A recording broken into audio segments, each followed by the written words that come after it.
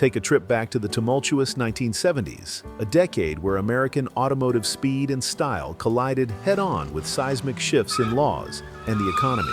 From true monsters of the road to utter disappointments, we're about to explore 20 of the best and worst muscle cars of that era. Join us as we turn back the clock to uncover what made these cars legends, or on the flip side, what left them forgotten. Part 1. 10 Best Muscle Cars from the 1970s. 1970 Dodge Challenger RT Convertible. When we talk about the pinnacle of muscle cars from the 70s, you simply can't leave out the 1970 Dodge Challenger RT Convertible. This wasn't just a car, it was a symbol of impressive performance and bold design, kicking off a decade of immense change. The highlight that forged the Challenger RT Convertible's legendary power was its 426 cubic inch Hemi 5.8 engine, capable of producing a staggering 425 horsepower and a mighty 490 pound-feet of torque. This Challenger was truly an extraordinary machine, ready to devour any road. This power was the result of meticulous tuning and Chrysler's top-tier technology at the time, delivering an exhilarating driving experience and incredible speed. What made this car even more special was its extreme rarity. Only a mere 5 units were built with the 4-speed manual transmission and the legendary Hemi engine. This scarcity transformed it into one of the most sought-after cars by collectors worldwide, with its value soaring over time. Each of these cars isn't just a vehicle. It's a mobile work of art, a piece of automotive history. Design-wise, the Challenger RT Convertible boasted that distinctive Coke bottle shape and flared rear wheel arches, creating a sleek, powerful, and utterly captivating appearance. These lines weren't just beautiful, they exuded dynamism and sportiness. It was the perfect blend of aesthetic beauty and superior power, making the 1970 Dodge Challenger RT Convertible deserving of its place as one of the greatest muscle cars of all time. 1970 Ford Torino Cobra. The 1970 Ford Torino Cobra is powerful proof that Ford truly mastered the art of building muscle cars in the early 70s. This car wasn't just mighty, it was honored by experts as Motor Trend's Car of the Year 1970, a prestigious award that cemented its standing and quality in the industry. The incredible power of the Torino Cobra came from its 429 cubic inch 5.8 engine, which produced 375 horsepower and a peak 490 pound-feet of torque. These numbers were more than enough to transform the car into a street monster, with the ability to accelerate from 0 to 60 miles per hour in just 5.6 seconds and hit a top speed of 152 miles per hour. The Torino Cobra proved itself a formidable competitor, ready to devour any rival on the track. This was performance many cars today would still envy. But the Torino Cobra wasn't just about raw power. It also delivered a fantastic driving experience. It came with a 4-speed manual transmission, allowing the driver complete control over the engine's power. The competition suspension and staggered rear shocks were carefully tuned by Ford to ensure the car was not only fast, but also stable and agile around corners. This provided a perfect balance between straight-line performance and handling, helping the driver feel confident and connected to the car. 1970 Plymouth Hemi Cuda. If there was ever a car born to be the boss of the streets and the track, it was the 1970 Plymouth Hemi Cuda. This is one of the most legendary names in muscle car history, an emblem of unyielding power and distinctive design. The heart of the Hemi Cuda was its massive 426 cubic inch V8 engine, equipped with 2 4-barrel carburetors. This configuration allowed the engine to produce an explosive 425 horsepower and a peak 490 pound-feet of torque. This power wasn't just a number on paper. It was the real experience when you pressed the gas and felt the car surge forward with unbelievable ferocity. This was the pinnacle of Hemi engine technology designed for dominance. The Hemi Cuda was built on Chrysler's new E-body platform, bringing significant design improvements over previous generations. Notably, it featured heavy-duty rear leaf springs, a crucial technical detail that improved traction. ensuring all that Hemi power could be effectively transferred to the road without losing control. Plymouth also offered diverse options to suit every driving style. Customers could choose front disc brakes for enhanced stopping power, along with 2 transmission choices: a 4-speed manual with a Hurst pistol grip shifter for a sporty and authentic feel, or the convenient and smoother slapstick TorqueFlite automatic. The combination of absolute power, refined design, and flexible options transformed the 1970 Plymouth Hemi Cuda into an immortal legend, one of the greatest muscle cars of all time. 1974 Buick Apollo GSX. While many rivals were scrambling to reduce power and struggling with unattractive designs, the 1974 Buick Apollo GSX stood out like a hidden gem. It offered a different definition of a muscle car, not just raw power, but also balance and refinement. The Buick Apollo GSX might not be the fastest car on this list, but it delivered balanced performance and an astonishingly smooth driving experience. In a decade where many muscle cars became bulky and crude, the Apollo GSX showed good control, strong enough acceleration, and a comfortable ride, making it more suitable for daily driving while still retaining the spirit of a muscle car.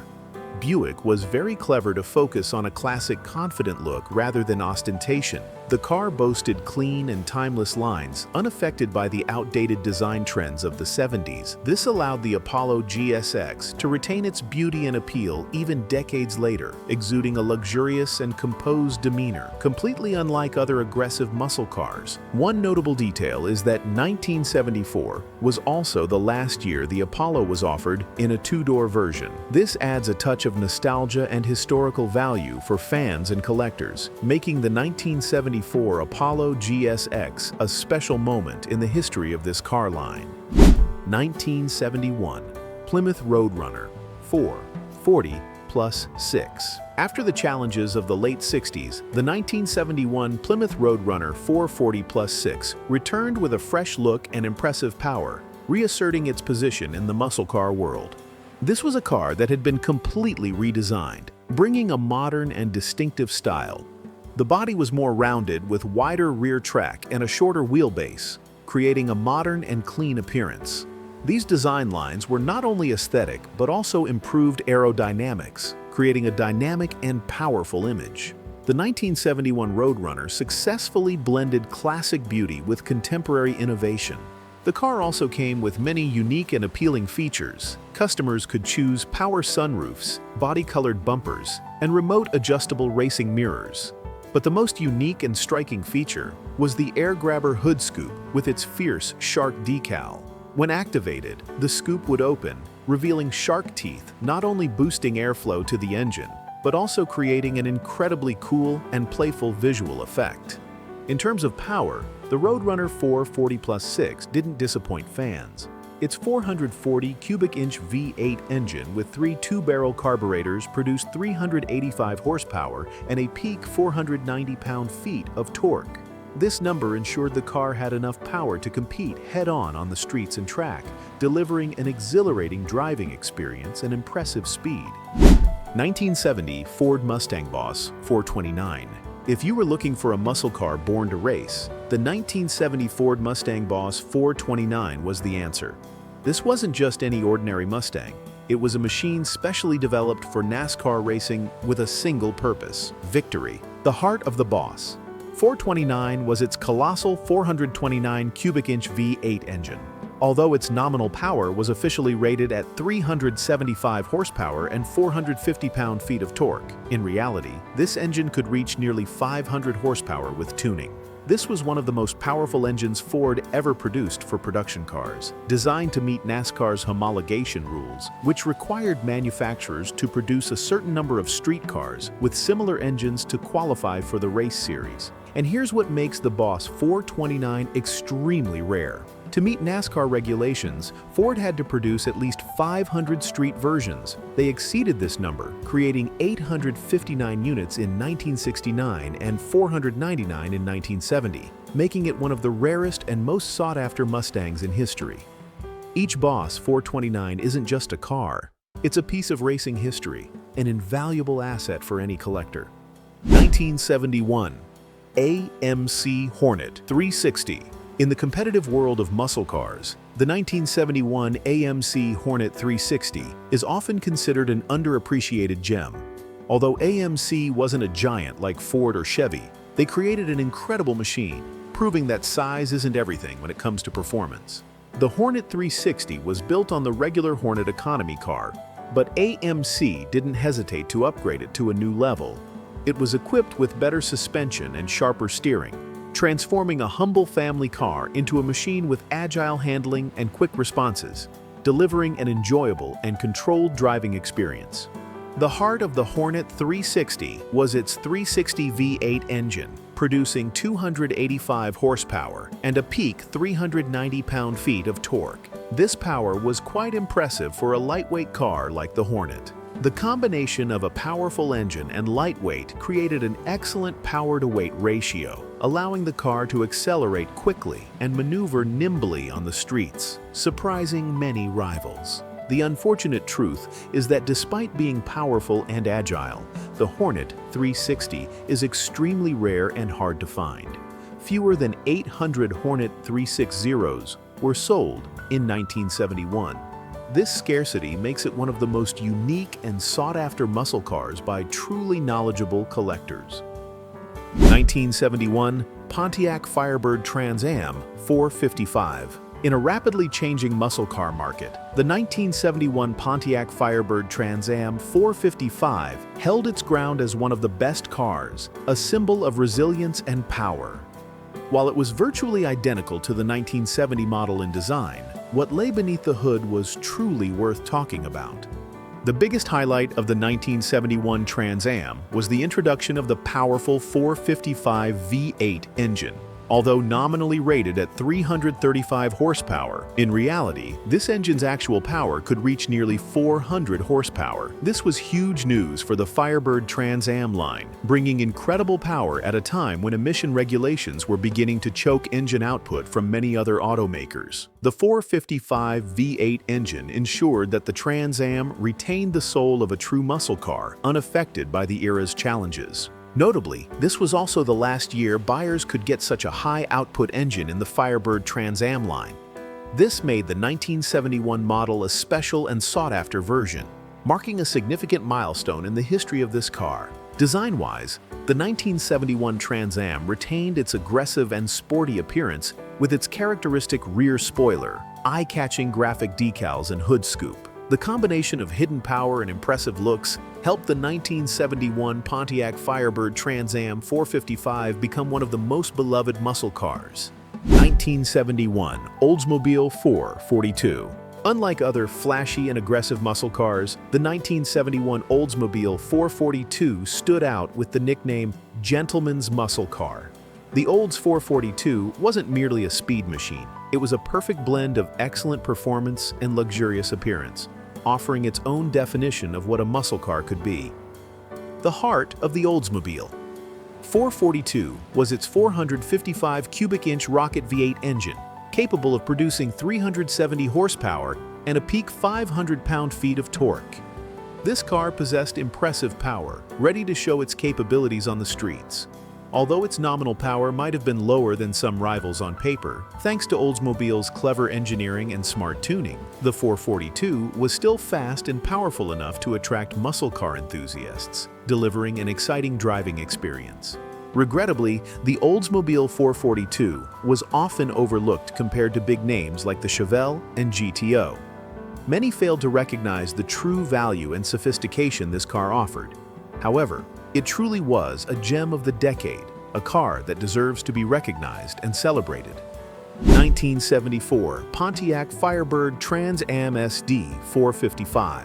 When most muscle cars had gone extinct by 1974, the Pontiac Firebird Trans Am SD-455 Super Duty 455 survived as the last stand, a beacon of performance in the dark night of the 1970s. This was a testament to Pontiac's persistence in maintaining the muscle car identity amid increasingly stringent regulations. With its powerful SD-455 engine, this car still offered as much performance as possible at the time.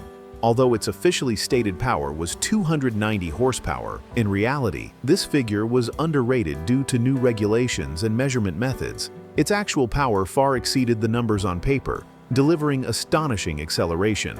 Combined with other performance upgrades and a 4-speed manual transmission, the 1974 Trans Am was even faster than the Corvette of the same year. This made it the fastest American production car of that era, a remarkable achievement in an age when muscle cars were dying out. Among these legends, which muscle car have you always dreamed of owning? Tell us. I'm really curious to know what your dream car is. Part 2. 10 Worst Muscle Cars from the 1970s. 1974 Ford Mustang II Mach 1. Let's kick off this disappointing list with a legend that simply fizzled out, the 1974 Ford Mustang II Mach 1. Once a symbol of raw power and freedom, the Mustang took a nosedive in the 70s. And here's the kicker, this car was built on the same small, weak platform as the humble Ford Pinto. Can you imagine a Mustang sharing its underpinnings with an economy car? This instantly made fans feel betrayed as the very soul of a powerful pony car was replaced by a flimsy, lightweight structure that just didn't fit. Its performance was truly abysmal. That monstrous V8 engine only managed to churn out a measly 105 horsepower. While its predecessors boasted hundreds of horses, this number turned the Mustang II into a mockery of the Mustang name. To make matters worse, the car was actually heavier than the original Mustang, completely ruining its acceleration. You could feel the utter frustration when you pressed the gas, only to have the car sluggishly creep forward, completely lacking that explosive muscle car punch. As for its design, it was a disaster. With its boxy shape, awkward proportions, and an interior made from cheap materials, the Mustang II completely abandoned the brawny muscle car image of its predecessors. This wasn't the roaring sports car we loved. It was a desperate attempt to survive tough times, but it lost its very identity in the process. It became a symbol of the muscle car era's decline, a clear testament to how automakers struggled to adapt to a new landscape, making a grave mistake by sacrificing the very essence of the line. 1976 Chevrolet Camaro Rally Sport. Next on our list of disasters is the 1976 Chevrolet Camaro Rally Sport. On the surface, this Camaro still tried to project that characteristic aggressive muscle car look. Its design lines attempted to evoke memories of earlier Camaro generations. But the reality beneath the surface was a completely different story. Contrary to its powerful exterior, its engine was truly unworthy. The 305 V8 engine version managed a mere 140 horsepower, and even the optional 350 V8 only reached 165 horsepower. These were truly sad numbers for a car that once symbolized strength. What's more, the Camaro packed on a lot of weight due to increasingly stringent safety and emission regulations. The combination of heavy weight and a weak engine made this car sluggish and lifeless, completely losing the agility and power that fans expected from a Camaro. Beyond performance, the car's quality was also a major issue. Poor paint quality meant it rusted easily, a persistent problem for many classic American cars of that era. The interior was crafted from cheap plastic, and the dashboard tended to crack easily, creating a flimsy and unluxurious feel. Finally, this Camaro was incredibly impractical. Its fuel consumption was unacceptable, which was particularly dreadful during the raging oil crisis that sent gas prices skyrocketing. Outdated suspension and rear drum brakes also diminished its handling and stopping ability, making the driving experience terrible and unsafe. 1975 Pontiac Firebird Formula. Now we come to the 1975 Pontiac Firebird Formula. Yet another testament to the muscle car's decline in the 1970s. While Pontiac tried its best to keep the Firebird line alive as a symbol of performance, the shackles of emission regulations dealt a heavy blow to this car's very heart. Performance-wise, the 1975 Firebird formula truly fell short of expectations. Even with its famed 350 V8 engine, it only produced a mere 175 horsepower due to strict emission regulations. This number simply couldn't compare to the explosive power of early decade models, making the Firebird formula a pale shadow of its former self. Speed enthusiasts were surely disappointed to see how much of the Firebird's once proud power had eroded. And it wasn't just about power. The car's durability was also a fatal flaw. Its single-stage paint faded quickly, making the car look dull and unattractive after only a short period of use. The vinyl roof, a common feature on many cars of the time, easily cracked, allowing water and moisture to seep in, posing a serious rust risk to the underlying structure.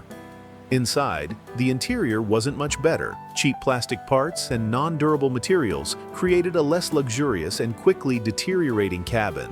This significantly reduced the car's perceived value and overall durability, making the 1975 Firebird formula a prime example of sacrificing quality in an effort to cut costs and meet regulations.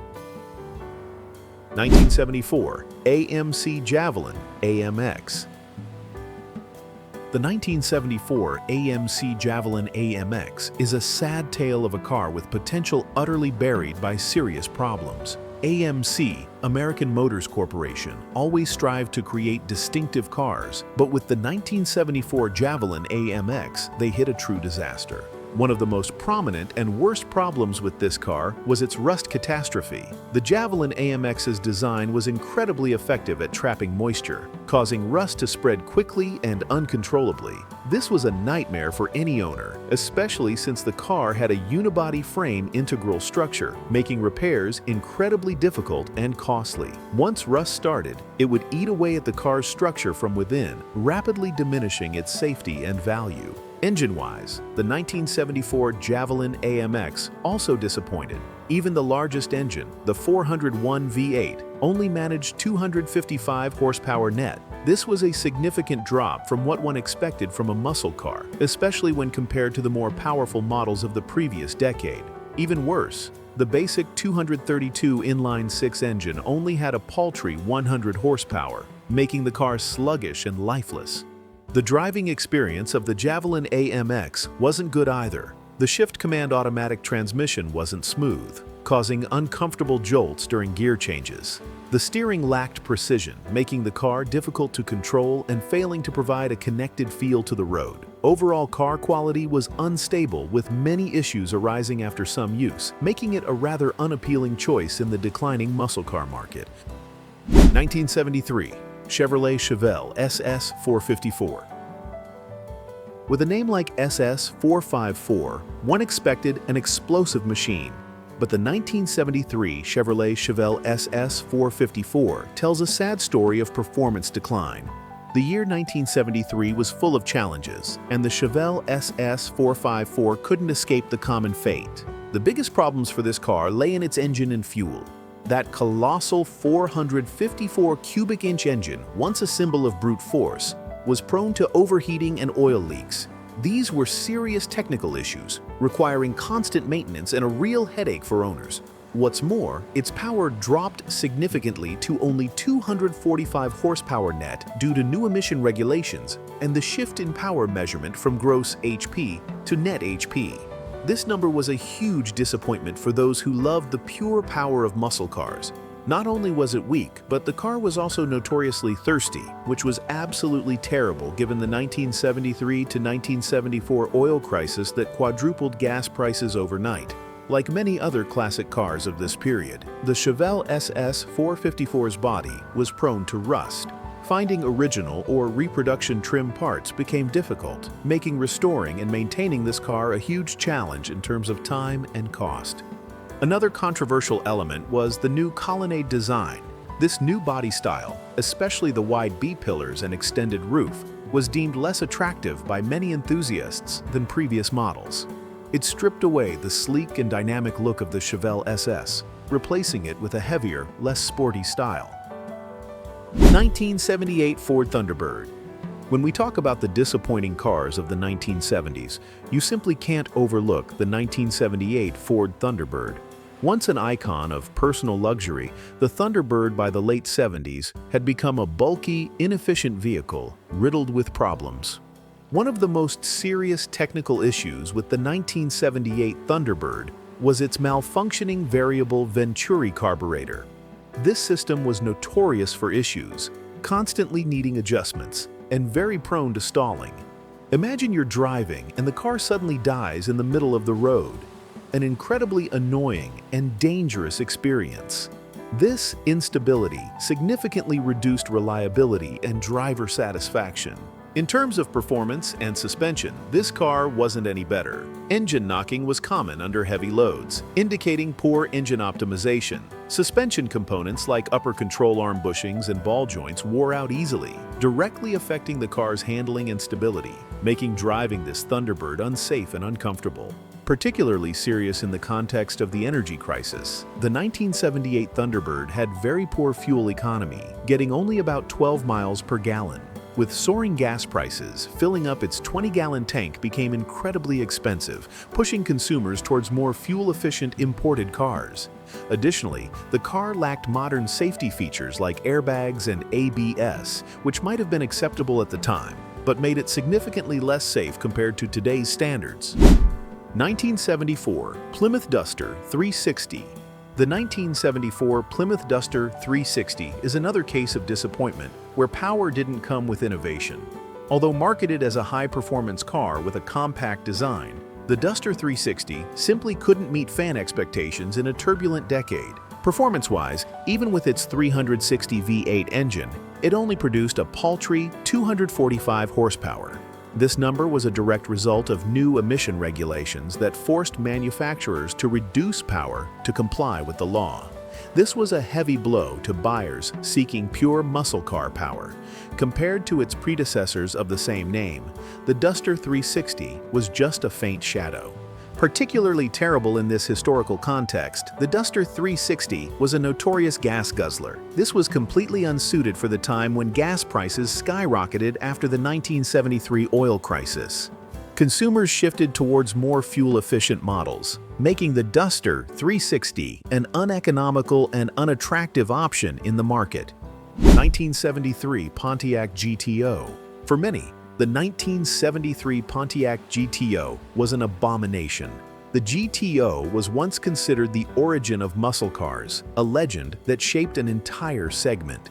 But by 1973, the GTO had slid from its peak into the abyss, becoming a sad example of a fallen icon. In terms of power, the GTO's largest 455 V8 engine in 1973 only managed a paltry 250 horsepower.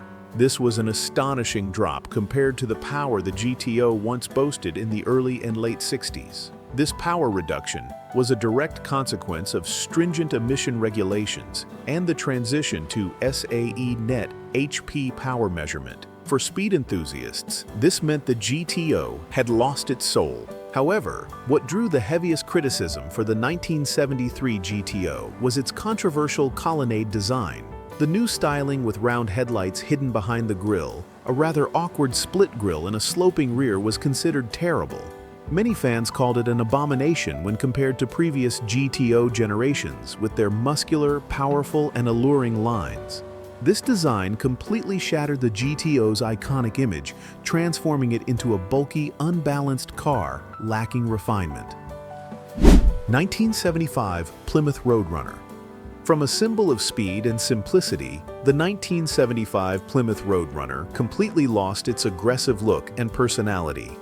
The third generation of the Roadrunner was described as huge and awkward, lacking the subtlety or exciting lines that fans once loved. It became a bulky car, devoid of the agility and distinctive sporty appearance. The biggest and most disappointing change was the Roadrunner's segment shift from an affordable performance-focused muscle car. The Roadrunner was pushed into the luxury segment, an attempt to compete with high-end grand touring lines. This completely stripped away its budget muscle car essence, transforming the Roadrunner into a hybrid that no longer met the expectations of any customer group.